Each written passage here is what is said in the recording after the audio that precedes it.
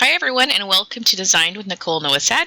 Today we are going to look at the element of stitching a design onto your scrapbook layout.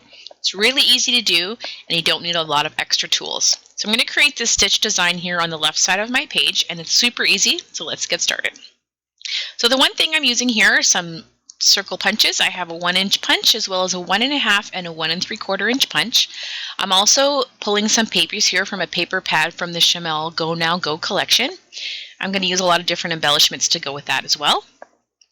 And I'm just trying to choose a variety of different colors for my page. I really want to have that kind of rainbow type color palette without it being overly girly.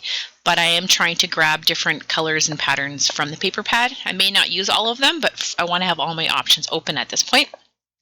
And I'm not really sure where I'm going quite with the design at this point, so I'm just going to punch some circles both in two larger sizes and a few of the small ones, just so I have something to play around with. And I'm going to do that from all the different patterns that I've chosen. And I'm just going to line them up kind of in the order that I want to use them, so that later on it's easier to kind of get things going once I get things onto the page. And I'm grouping similar colors together as well, like the reds and the pinks. I'm going to keep together so that it's easier just to kind of layer things together.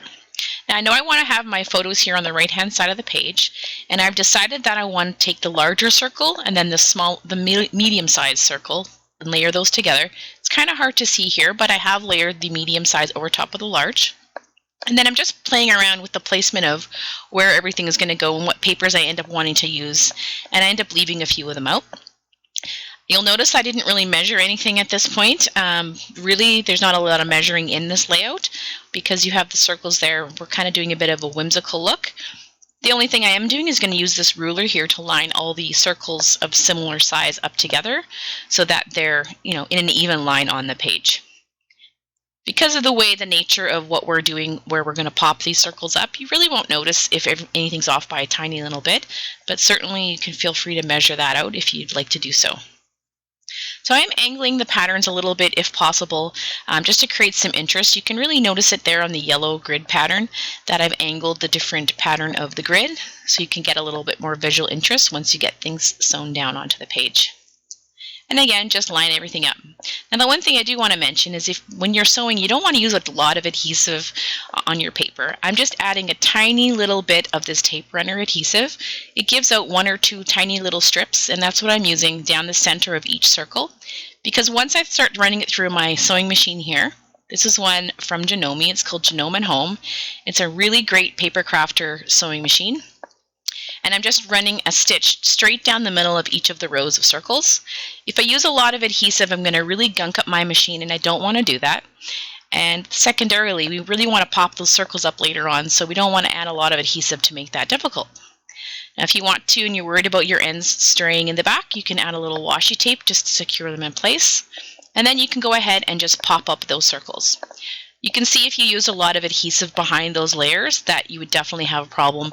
You'd rip your paper when you went to pop those up. So that's why it's really important you don't use a lot.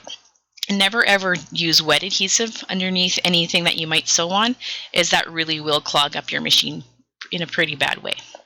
I am adding some foam adhesive behind the top layer of the layered circles, and that's so when I put it in a page protector later, I'm still going to maintain that puffy three-dimensional look, but it will flatten slightly because it being in the page protector.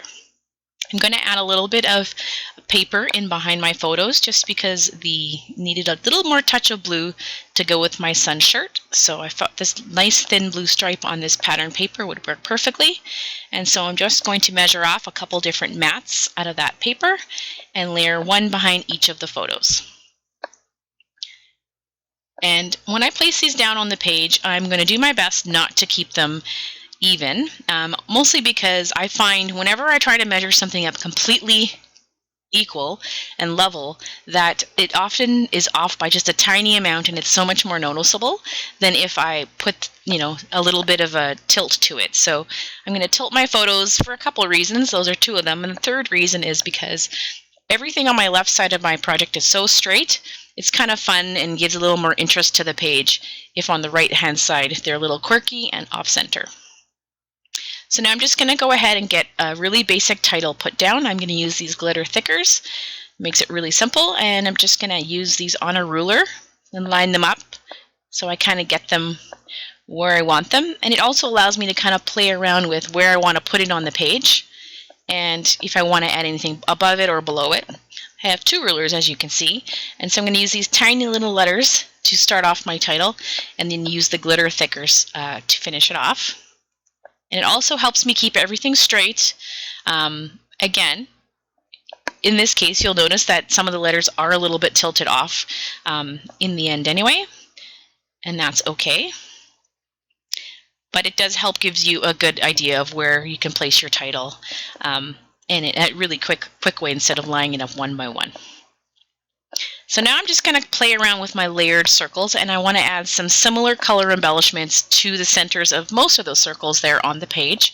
So on the circles that I did not pop up, I'm going to add a few little bits here. I have these wood enamel epoxy buttons, and then I have these super fun puffy hearts that I'm going to add to the bottom of each of the 3 rows in similar colors to what I used to stitch beside. I'm also going to add some of the buttons to the smaller stitch circles that we didn't pop up, just to add a little bit more texture, and then a few puffy stickers and a glitter heart here beside the title. And then I used one of the gold asterisk glitter stickers from the thickers just to add to my little yellow area. Now I want to create another little grouping here behind my photos to the top right of the page, and I want to do a little bit of embellishing to that with my sewing machine.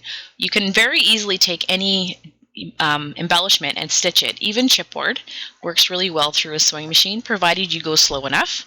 And I'm just making like a little cluster here with some washi tape that's in the sticker booklet, as well as these stickers.